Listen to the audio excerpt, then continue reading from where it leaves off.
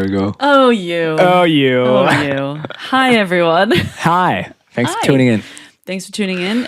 Today we are episode 128. We have had a break. Yes, we've been busy. We've been busy. I think it's fine to admit to people that we've been busy. We have lives. Yeah, we have lives. You've been traveling a lot. I've been traveling a lot. A lot. I brought my bags with me under my eyes. You've been traveling a lot. I just haven't been sleeping because I've been working. but yeah. Life happens. What have you been doing? What have you been doing? Why are you listening? Podcast? Yeah, exactly. How's your podcast doing? Yeah, what's your podcast up to? Anyways, I know you've been missing us, but we're back. We're back. Yeah. And we're going to talk today about 128, episode 128. We're going to talk about demand gen. You just recently did a webinar. Yes. On how demand gen, the blueprint is changing, particularly for LinkedIn. Yeah, it is. And tell the good folks at home what they missed if they didn't tune into that webinar. Yeah, this is not a shout out to the webinar. It's just I just thought it was really interesting because we've been seeing, and this is I think the power of working in an agency compared. I get to work on a lot of clients, and then you get to test a lot of stuff, and I have a lot of people who are testing my ideas, so I don't have to always test everything myself, right? So we get a lot of data, and we just see that the structures and the way you set up structures on LinkedIn for demand generation. So this is not ABM. This is hardcore demand generation. Is different than it was just 12 months ago, I would say so. Okay. Yeah, it's just our structures, we updated our entire way of doing it, is that it's not the same way anymore. And I think that was interesting. So as I brought Matthias in, one of our senior paid social specialists, to talk about it in a webinar. And I thought, let's bring it on the pod here and talk about what's different. Yeah, absolutely. So maybe we could do a, what was it? Highlight? Yes. High level, what was it? And now what is it now? Yes, exactly. So I think the main takeaway you need to do historically, when you set up a campaign structure, you used especially a lot of single images. And a lot of it was, if you look at a classic funnel perspective, our funnel would be the biggest in the top, meaning you would have a lot of different assets, a lot of different stuff in the top. And then you would have less focus maybe on the retargeting layers, less bottom funnels. Right. Then also another part of it, so that's part one. Then the other part, and then we'll get the other part is what formats there were in. It was a lot of single images. We didn't use carousels so much, but I know other people did carousels, and those are not the formats we use as much anymore. I'll get to what they are. And I think the third part is that it used to be structured. We had more like a 3-layered approach, so more like the classic tofu, mofu, bofu, like a top, mid, bottom. I think we're closing to having a 2-layered approach. Sometimes you could still run a 3-layered approach, and we'll get what that means. But nowadays, I think we, in more cases than not, we just run a simpler 2-layered approach. And that's interesting. And I think when I used to do ads, I don't really do ads anymore, but I remember that, now you're the person who talks about it. I just talk about ads, and I talk about what people are doing. But when I was doing my ads, I would do all kinds of creatives because you're trying to figure out what resonates with people, right? But that's still important. Don't get me wrong. But it would also spread things thin, right? When you don't have a ton of, especially in B2B, you don't have these thousands and thousands and thousands of clicks like you do maybe with a B2C. So I would usually have 10 to 12 sometimes images just to see what people like and then work my way down, which was very complex, but at least it gave me some insights. But I can't wait to hear what you're doing now. No, and I think that's a great point because of course it's not like we're fundamentally changing anything here, but I think the important part is to talk a little about is what I call the buying mentality. That's different. So the way people engage on social media is we're moving to, and Matthias used this term, and I think it's a great term, we call it the zero-click mindset. And it's actually tied very much to our last episode, which just talked about AI and search, where there's no zero clicks anymore. Well, that's not because of AI, but it's the same in social platforms, and especially on LinkedIn. Do not get me wrong. People will click on your ads. Yeah. But you will, but I think when you do your ads, you need to think about them not clicking more in the future. So, because historically, the reason you've used what I call a single image ad, so just for if you're just listening and you're like, what is a single image ad? Is literally just an image with some copy on top and then a link to your whatever it is page or something. That's a classic single image ad. The classic. And don't get me wrong, those still work. But historically, the goal with those ads was to get you to click. Yes. That's been the goal. We want you to click, go to my website, then I capture you, and then I pull you into whatever funnel I have in place and try to do my magic. Now, the problem is people don't click on that shit anymore. Nope. They do sometimes, don't get me wrong, but fundamentally they don't. They don't want to click on it. No. So we have to use that. And what we're seeing is that things, and also historically, people, you and I, we work with video. If you'd asked me 10 years ago, does video work? I would be like, yeah, it's great, but I can't get people to click. But that's because my mindset was wrong, because that's never the point of video. You don't want people to click on your video. Don't get me wrong, it would be great if they did, but that's not really what we want. It's top funnel, right? We need to, it's brand awareness. We need to get in front of people. So the two main formats that we use now in our top layer are video with the engagement objectives, so getting people to engage with the videos and to see it, so have like a view rate, a high view rate. And then the second one, thought leader ads. Thought leader ads is the biggest driver for most of the stuff we do in the top layer. Especially in LinkedIn. Especially in LinkedIn. Yeah. Now, this is only for LinkedIn, because like it doesn't work in the same way on Meta, X, Reddit, all the other jazz. But for LinkedIn specifically, the two main formats we run are those two. We also run text ads, we run spotlight ads, we run other things, but it has to be, it's different. Like, and it's different. It's a zero-click mindset, and that's really important. And I think that's the main a thing I want people to understand, is that that's not how we historically have done. So that's changing. That's super interesting too, because we talked in the last episode that 69% of searches now are zero-click from stats that I've been able to find. So that's a lot of people are not clicking. So it's almost like you're kind of, this keeps coming up more and more. The more we talk about AI and these newfangled things, it comes back to the foundations of marketing, which is good branding. Yeah, absolutely. Good branding, get them to know your name, get them, and we used to try to do branding in a different way, and then we would try to do those clicks, but it's sort of getting back to basics of like, what do we need to do to get people? It's such a full circle moment sometimes. Sometimes I feel like such an idiot. I feel like when I'm looking at younger Casper, I'm like, he was smart, but he was so naive. So naive. Oh, so naive. Casper. Young Casper, such an idiot. And when I'm look at Casper 10 years from now, I'm gonna be like, what an idiot. He's so naive.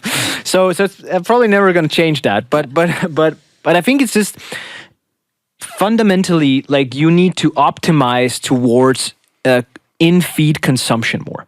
Okay. And that's how you work with your cold layer. You want your people to read and engage and in consume your content in the platform they're in. This time we talk about LinkedIn, and that's what you want to optimize without for. expecting them to click. So what's the trick of getting your entire value prop in, but you don't, they're not going to click on? Because the difference is, because what your goal is, and this is also different in terms of how we use video specifically, but also how you use TLAs and stuff. You used to have access to all this data. Then GDPR came and ITP and all that jazz and smashed everything. So that meant people were forced to use more platform level data. And that was a bad thing to a large extent, but now the good thing is that it forced people to say, okay, I want to use, in my retargeting layer, if I can't get people who visited my website, what else can I retarget then? Well, I can retarget people who maybe watch my video. So what you're actually optimizing for is how much do people watch your videos. Like if they watch 25 or so, somebody who watches 75% of your video is way better than someone who watches 25%.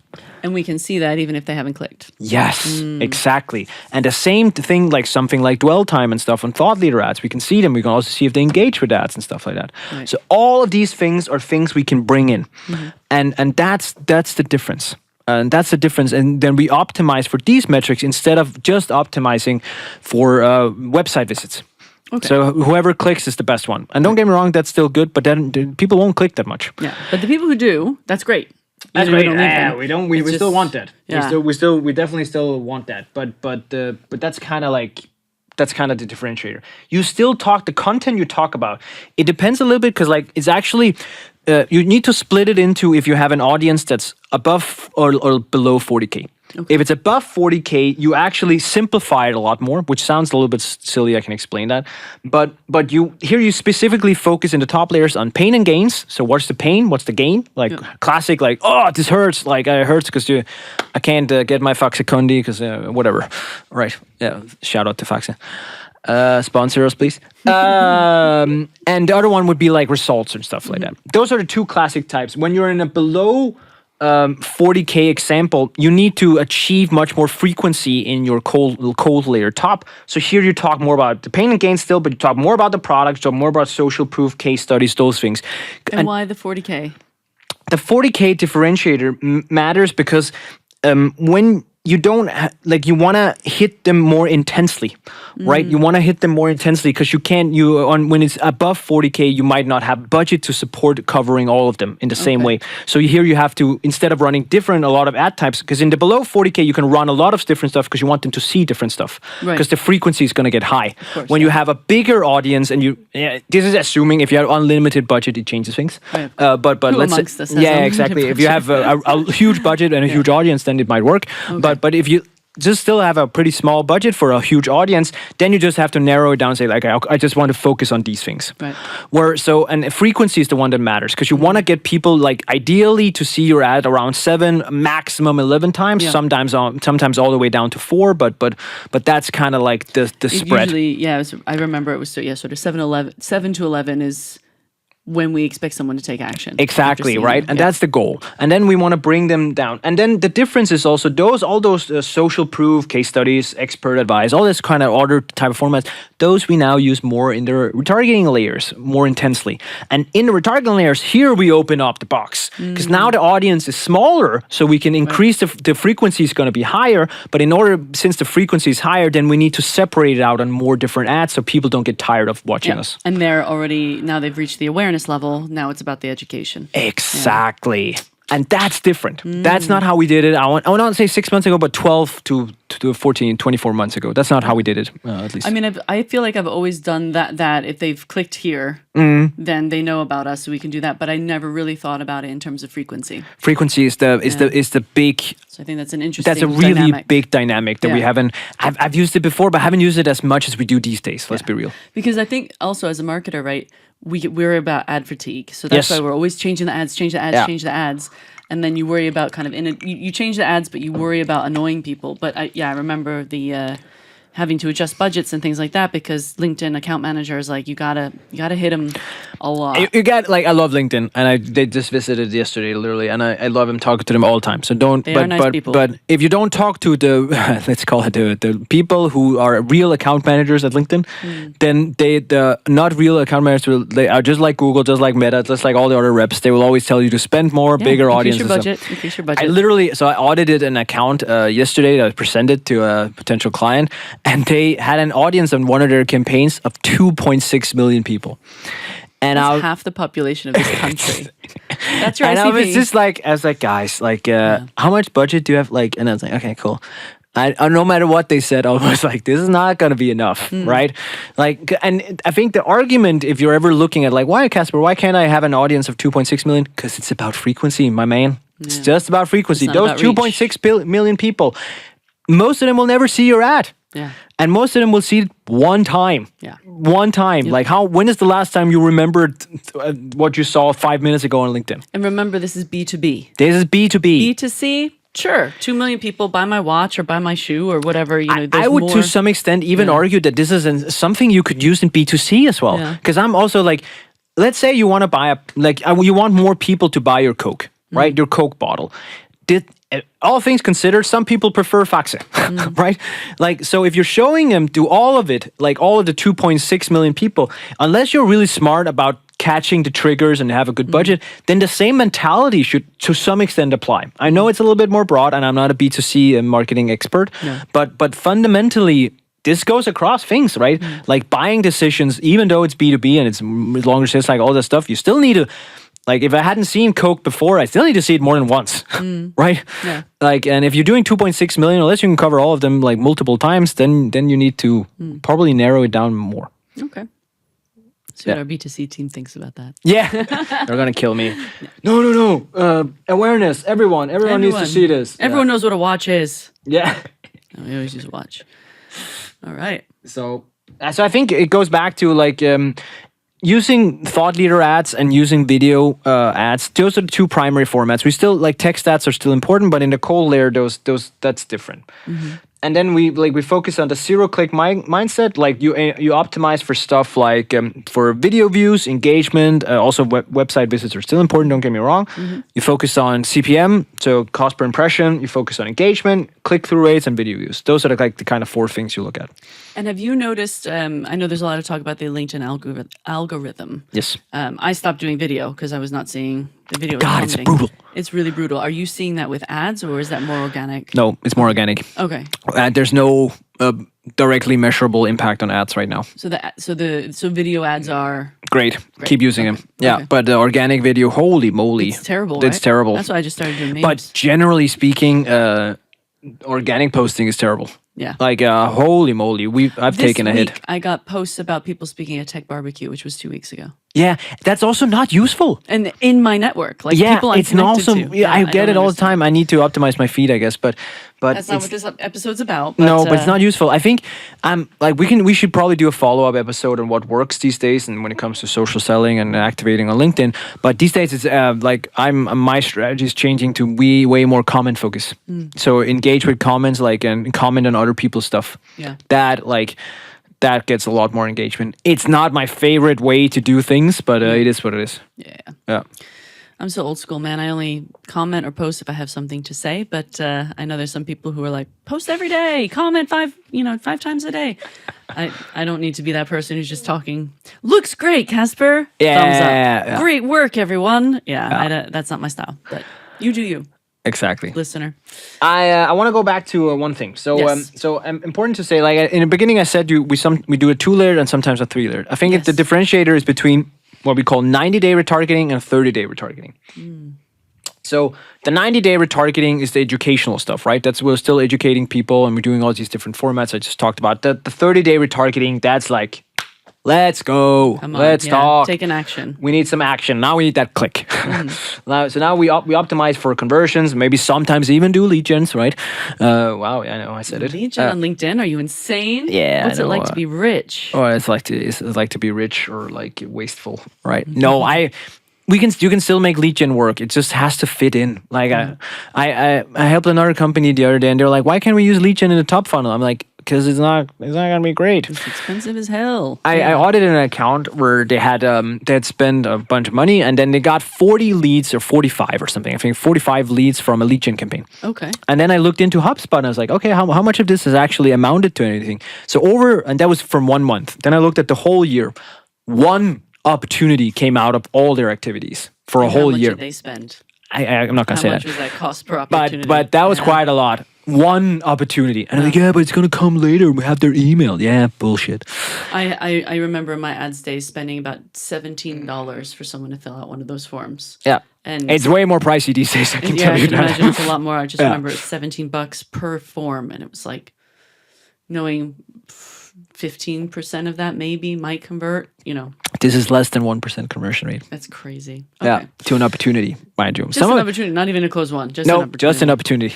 Yeah. Bonkers. And then they were like, so when I turned, so it's actually because I had another client where we turned it off and did that approach, and then we had some salespeople who hadn't been informed. They're like, where are my leads at? I'm like, do you really want to call this? You haven't closed a single one, like closed one thing in the last year. I was like, yeah, okay, yeah, that makes sense. I don't want to call them. Cool. Okay, let's do this right Let's get thing. some good leads now. Yeah. So Interesting. Okay. So your 2 layers, is this like a tofu bofu or you can call it whatever you want, but Yeah. but essentially, like on most accounts we run 2 layers, and some we need to do 3. But I think that's a bit of the differentiator. But I think it's more like the point is not so much about the layer per se. It's more about understanding that you optimize for in-feed consumption, and that's really the big change. And I think a lot of people talked about it. I think to shout out to Refine Labs because they actually did talk about it many years ago almost. But I feel like I'm not 100% sure people were optimizing for it. No. And I think some of this way of optimizing for it is quite new. So that's why we at least have changed our approach at least in the last 12 months or so. and does it now work with still ads as well? Is there a way to see Single image ads or something like single image ads? Yeah, like Yep. still non-video. yes, but of course you can look at the view rates there's and no stuff. view Like rate. you can still use CTR, you can still use engagement, you can still Yeah. use dwell times to some extent and stuff like Okay, that. you can do Yeah, dwell time. Yeah. Okay, yeah, because that was the other thing is if no one's clicking on it. No, exactly. How do you know? Okay. I think I want to add one thing that there's still a lot of like we still like use things like intent audiences. So use audience where you feed in signals. So signals from a platform such as Stream Data or whatever platform you have for sending signals, stuff like that. That's not what I'm talking about right now, but it's still part of it. And this also doesn't take into account like ABM setups, where ABM setups are just different. Yeah. But very targeted, very exactly. small audiences. Very small audiences and quite different. But I think the important part, if you're listening and you're thinking like, okay, what should I take away from this, is that shift your mindset over to a zero-click mindset. Get used to the fact that you might not get clicks, but that's actually the right thing. And then also change your mindset to be like, okay, we produce video and produce thought leader ads. This is what I use to get on the radar in front of people. Yep. And then you can use single image or other stuff in the retargeting layer, but that's actually what you use in the top layer. And then consider maybe not having 3-layered approach. Maybe like your setup is most likely not big enough for that, and you probably need to have a 2-layered setup. And one of the things we used to talk about with video, right, was, and I remember a company I worked for, I won't say who it is, but they did a lot of video. It was awesome, but the videos would always start like really slow, like a cityscape. You have 0.8 of a second before someone does that. So if you're optimizing your video, say for view time, you got to get that in the first second. You have to get that compelling thing so that someone is like, okay, yes, I'm going to look at this, right? Yeah. That was tip number 1. And I think tip number 2, when it comes to the marketers trying to figure out what's working, you can't go on click-through rate. No. You can't go on CTR anymore. You can't go to time spent on page or something like that. You'll have to find other metrics and leading indicators as to whether or not this is working, like view rate, like dwell rate. Maybe if there's a way, I know that there's been other campaigns I've done where I've seen if I turn it off, our direct traffic has gone down. Yes, absolutely. So branded search and I think that was so what I typically, and one thing you have to do when you transition into this mode of doing, it's more real demand gen, in my opinion, right? Then you have to work with what I call leading indicators. Yep. Like, and those matter a lot more, especially, so there's the in-platform metrics, CTR, engagement, all that stuff that still matters. But especially when, let's say you're starting from scratch, like day one, you don't have anything, you're launching this for the first time. If you're the first month, only look at how many opportunities did we generate, it's not gonna look great. No. That's the other thing, because so many of us have monthly targets. Yeah, so this is and sometimes I would always recommend just fucking do the right thing. But sometimes you have to do a smooth transition. So what you want to look at, or I typically look at 3 things. In the first 3 months, there are 3 things beyond the in-platform metrics that I look at. Brand searches. Yep. Brand searches have, there's typically though a bit of a delay, so it's not even sure you can see it in 3 months, but keep your eyes open for this one. The main 2 ones are actually direct traffic and key page views. Okay. So direct traffic is the garbage can of marketing, right? Like it's just like I used to hate that, but now I like it. It's so funny. I changed, right? I used to be like, oh damn it, I don't know where you came from, and now I'm like, woohoo, free. Yeah, exactly. Free traffic. But if your direct traffic is going up over 3 months, and like, yes, you can have a lot of, and there's it's not all tied to what you're doing on paid social or something, but there's a clear correlation. And people don't just end up on your website. They don't type sparkforce.dk, like they do that for a reason. They've seen you, right? Yeah. And the same way, they don't just search for Sparkforce or brand search, right? They do that because they heard about us. And then the other that ties a little bit the room together is the key page views, because like everybody can get traffic. Like I can get traffic from anywhere, but if they're not looking at the right pages I want them to, they're not looking at your pricing page, they're not looking at your contact page or whatever it is, or product page. They're looking at your careers page. If you're looking at exactly. If you get a lot of traffic, look at your career page, the traffic you're sending, it doesn't count.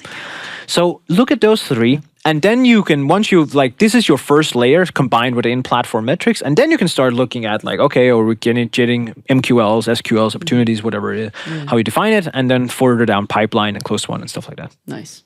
That's great. Yeah. You heard it here first, kids. Yes. And then for God's sakes, do offline conversion. But that's a different topic for a different day. But before we say goodbye, all of this stuff, I say because that's always been the bane of a marketer, but it just means we have to fucking reimagine how we measure performance. Yeah. Because we're not doing it, the old way doesn't work anymore. Absolutely. Stop measuring SQLs, stop measuring clicks, stop measuring traffic. Look at we had a strategy monthly session with one of our clients the other day. And they changed their ICP definition around the early start of the year. and implemented that. And they went from not broad but to very narrow. So it's like, and they went super hardcore on it. I love it, by the way. I just want to point out it's a really good decision. So, but they went like, we're gonna reject everything that's not ICP. Hardcore reject it. Oh, money on the table. Exactly. Money on the table. Money on the table, right? And then knew that, and we shared it. We were all in this together. We're like, great decision. Let's go. And now we shared the numbers. So leads dropped. I can't remember the exact one, so don't hold me accountable, but approximately 45%. The same did MQLs, and the same did SQLs. But the meeting booked with ICP went up 15%. 15%. So, and all that stuff, and the opportunity pipeline generated went up 76%. 76 fucking percent. And that conversion rate obviously went up. Yes, it takes time. It's a long sales cycle and stuff, so something is TBD. Yeah. But absolutely, nice. Right? And that's the point. Because if you only measure on MQLs, you would have stopped this after 3 months. You would have 100% said, "Fuck it, we're dropping MQLs left and right. We need to stop right now." Yeah. And our efforts also means that what we got was actually more of the good stuff, the really good stuff. And the crazy part is they actually have more meetings now because they also they actually got more meetings, which was a little bit interesting because that was not what we had planned. That wasn't it, yeah. No. But also when you have this happy customer base who are the people who want to buy it, if you think about the right side of the funnel, then you're getting those referrals, you're getting people saying you got to try this, right? And it just feeds in when you have good, happy customers. 100%. It's the circle of life or whatever. And it just takes time. It takes time. They changed it in January. Here we're talking in September, right? Yeah. Just to give you some time frame. And it takes nerve to say we're leaving money on the table. And we've been working for this client for some time, so we had a backlog of data before that. Yeah. But it's just like when you go out there and you change and you expect the results within 2-3 months, you're not going to win. You're going to be disappointed. Yeah, you're not going to win. So be reasonable. Use the right metrics. Start rethinking how you do stuff. Yes, and be happy. Do proper demand gen. And do proper demand gen and be nice to each other. Yes. And don't litter. And on that note, thanks for listening. Love you. Bye. Love you. Bye.